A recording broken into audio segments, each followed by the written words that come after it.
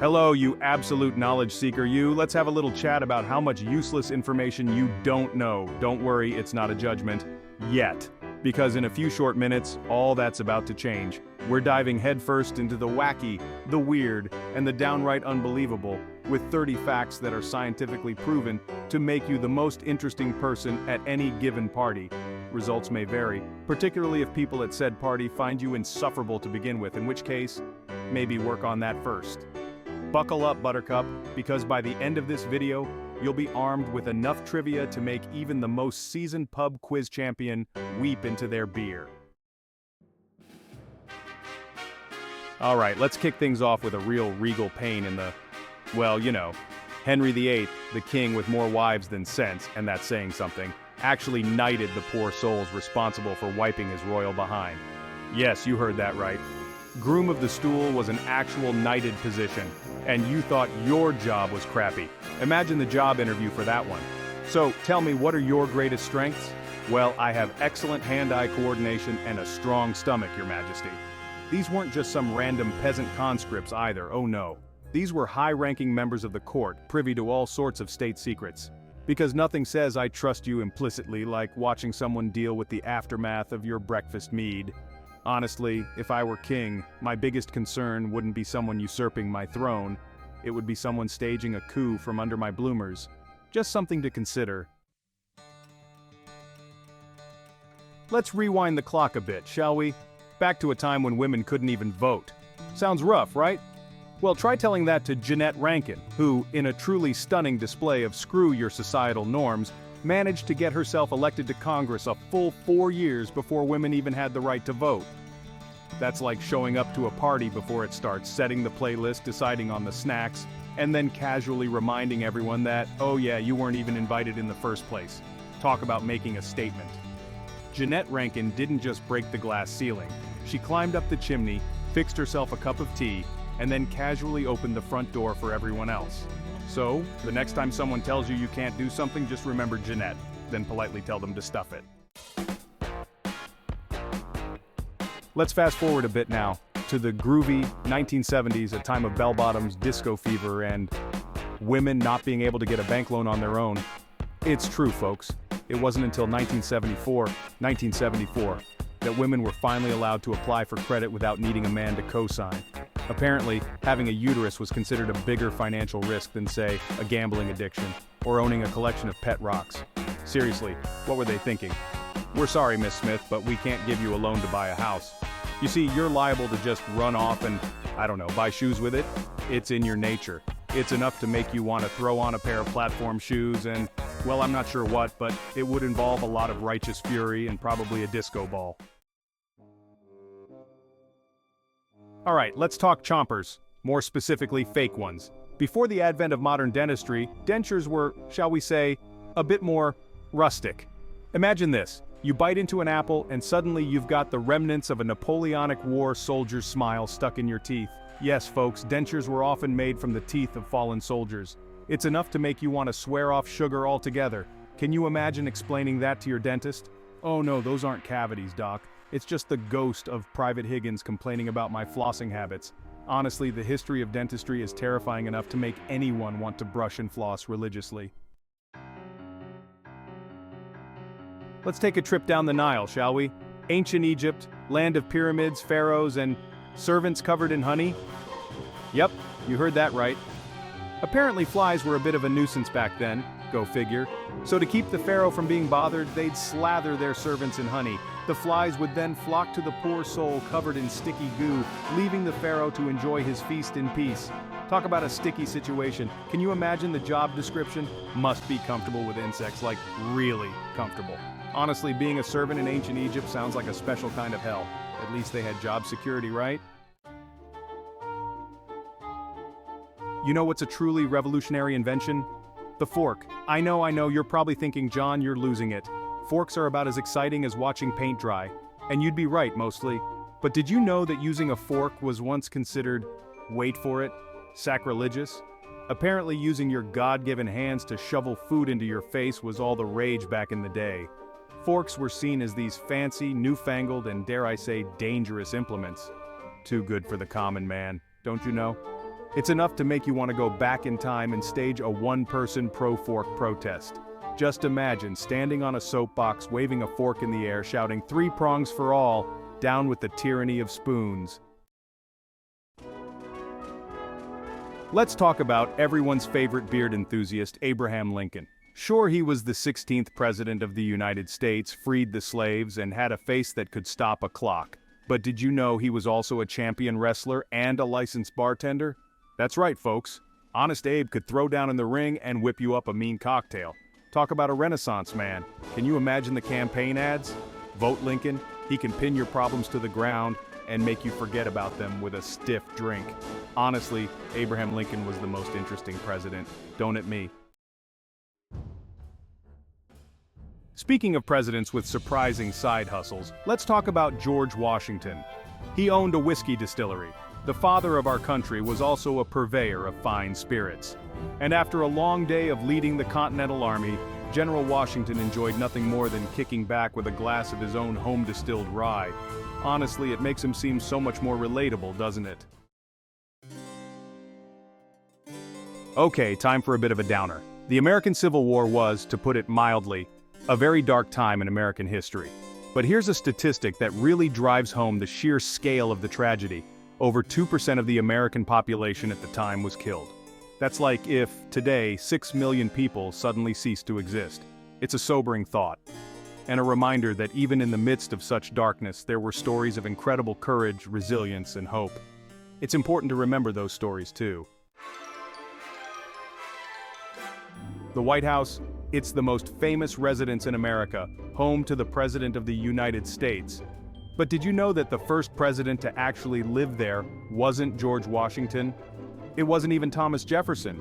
It was, in fact, John Adams, the second president of the United States. Apparently, the White House wasn't quite finished being built when Washington was in office. Can you imagine being John Adams? Moving into this brand new, unfinished house and thinking, well, this is awkward. I bet he wished he could just order takeout and watch Netflix like the rest of us. Ah, the Leaning Tower of Pisa. It's a masterpiece of, well, leaning. But did you know that this iconic tower was never actually straight to begin with? That's right, folks. It started leaning during construction due to, shall we say, some less than stable foundation work. It's enough to make you want to hire a structural engineer just to look at your bookshelf. But hey, at least it's still standing, right? Sort of. Vikings. They were fierce warriors, skilled sailors, and surprisingly into hair care? That's right, folks. Many Vikings were obsessed with having blonde hair. And I'm not just talking about the ladies. We're talking full-on beard-dyeing, bleach-loving Vikings. Apparently, blonde hair was seen as a sign of beauty and status. Plus, it probably helped them blend in with the sheep they occasionally stole. Just a thought. Alexander the Great, conqueror, king, and potentially buried alive? Look, we don't know for sure, but some historians believe that Alexander the Great may have actually been in a coma when he was laid to rest. See, back then, they didn't have the most sophisticated methods for determining if someone was actually, dead. So there's a chance that poor Alexander woke up in his own tomb only to realize he was trapped with nothing but his thoughts and a slowly dwindling oxygen supply. It's enough to make you want to invest in a really good alarm clock. Gladiators. They were the rock stars of ancient Rome. But did you know that it wasn't just a boys' club? That's right, folks. There were female gladiators, known as gladiatrices, and they were every bit as fierce and skilled as their male counterparts. They fought with the same weapons, wore similar armor, and were just as likely to win the hearts and eyeballs of the Roman crowds. So the next time someone tells you something is too dangerous for a woman, just remind them about the gladiatrices, then challenge them to a duel, or, a thumb wrestling match. Safety first. Cleopatra. She's the Egyptian queen whose beauty could launch 1,000 ships. But here's the thing, she wasn't actually Egyptian. Gasp. That's right, folks. Cleopatra was of Macedonian Greek descent. Her family had ruled Egypt for centuries, but she was about as Egyptian as a plate of spaghetti and meatballs. It just goes to show that history is full of surprises. And that maybe we should all be a little more skeptical of those I'm 100% Irish DNA test results. Speaking of surprises, let's talk about Roman hygiene, more specifically their unique approach to mouthwash. You see, the ancient Romans were big fans of using stale urine to freshen their breath. Yes, you read that correctly, pee in their mouths. Apparently, the ammonia in urine acted as a whitening agent. And hey, if you can stomach the thought of swishing pee around in your mouth, you can stomach anything, right? Right? On second thought, don't answer that. Ever feel like the year is just dragging on and on? Well, spare a thought for the poor souls living in 46 BC. That's because 46 BC was the longest year in recorded history, clocking in at a whopping 445 days.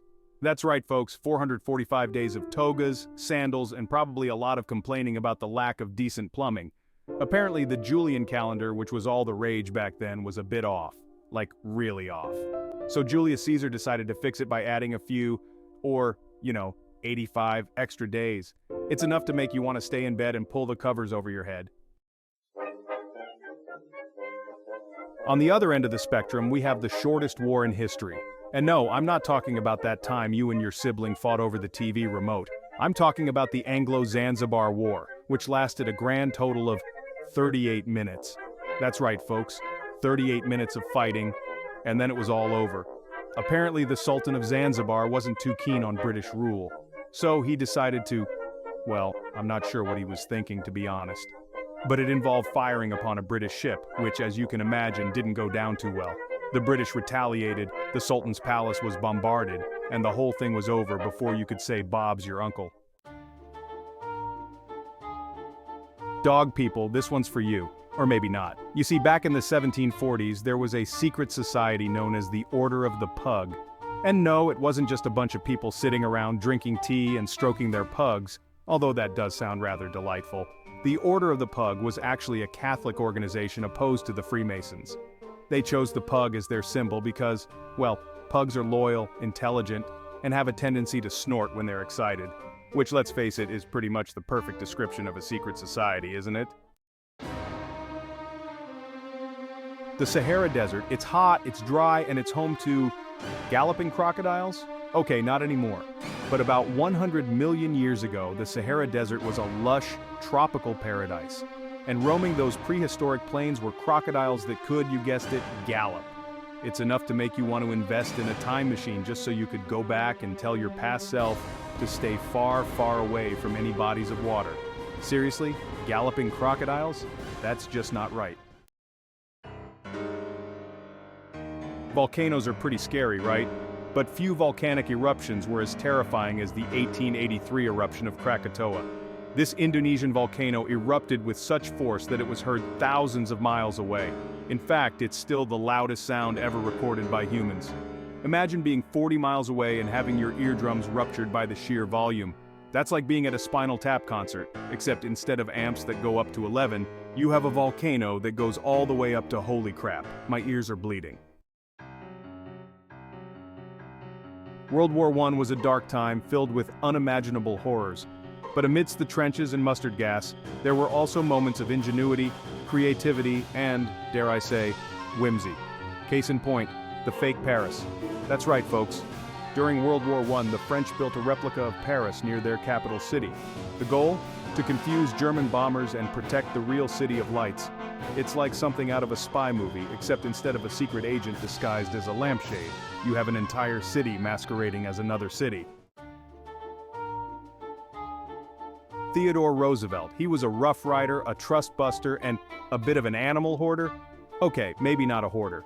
But the man did love his animals. In fact, when he was president, the White House was basically a zoo. We're talking bears, badgers, hyenas, and a whole menagerie of other creatures roaming the halls of power. Can you imagine the state dinners? Please, Mr. Ambassador, don't mind Mr. Whiskers the Bobcat. He just likes to rub against your leg while you're trying to eat.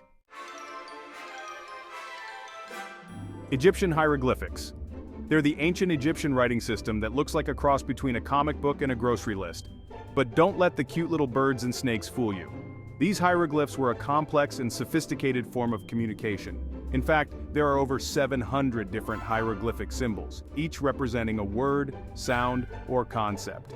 It's enough to make you want to brush up on your ancient Egyptian, or, just stick to emojis. The Wright brothers, they're the pioneers of aviation, the men who made flight a reality. But here's a little-known fact, they only flew together once. That's right, folks. Wilbur and Orville, the brothers who changed the world, only shared the cockpit on one single flight.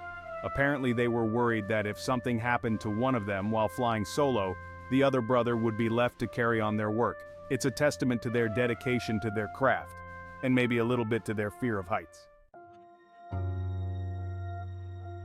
World War II was a time of rationing, sacrifice, and limited toilet paper? That's right, folks. During World War II, British soldiers were given a strict ration of just 3 sheets of toilet paper per day. 3 sheets? That's barely enough to, well, you get the picture, it's enough to make you want to invest in a bidet, or, just embrace the 3 seashells. Thomas Edison, he's the inventor of the light bulb, the phonograph, and a whole lot of things he didn't actually invent. That's right, folks. While Edison was a brilliant inventor, he was also a shrewd businessman who wasn't afraid to take credit for the work of others. In fact, many of the inventions attributed to Edison were actually developed by his employees. He then patented these inventions in his own name, ensuring that he reaped the financial rewards. It's enough to make you want to double-check the inventor of that next gadget you buy. Lord Byron, he was a romantic poet, a notorious lover, and a bear enthusiast? That's right, folks.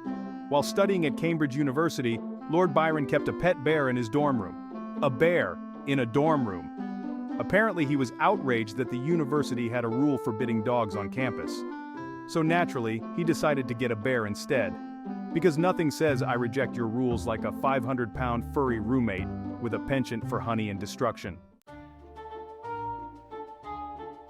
The Victorian era, it was a time of corsets, top hats, and mustache cups. That's right, folks. Back in the day, when a gentleman wasn't allowed to show his face without a meticulously groomed mustache, these special cups were all the rage. They had a little guard built in to prevent a man's mustache from getting dipped in his tea or coffee. It's enough to make you want to grow a handlebar mustache just so you have an excuse to use one. Or you could just use a straw. Ancient Spartans. They were fierce warriors, disciplined soldiers, and surprisingly wealthy. That's right, folks. Contrary to popular belief, Spartan citizens were actually quite rich. They had slaves to do all the manual labor, leaving them free to train for war, participate in politics, and generally enjoy the finer things in life. It's enough to make you want to time travel back to ancient Sparta and sign up for a life of luxury. Just make sure you don't mind the whole constant warfare thing. Well, there you have it, folks. 30 facts guaranteed to make you the most fascinating person at your next Zoom meeting. Or, at the very least, the most likely to derail a perfectly good conversation with a random and slightly disturbing anecdote about Roman mouthwash. Which one you go for is entirely up to you. Be sure to share your favorite fact in the comments below. Did any of these tidbits of trivia make you want to rewrite a history textbook or two? And don't forget to subscribe for more mind-blowing facts that will leave you questioning everything you thought you knew. Until next time, stay curious, stay informed, and for God's sake, don't drink any stale urine.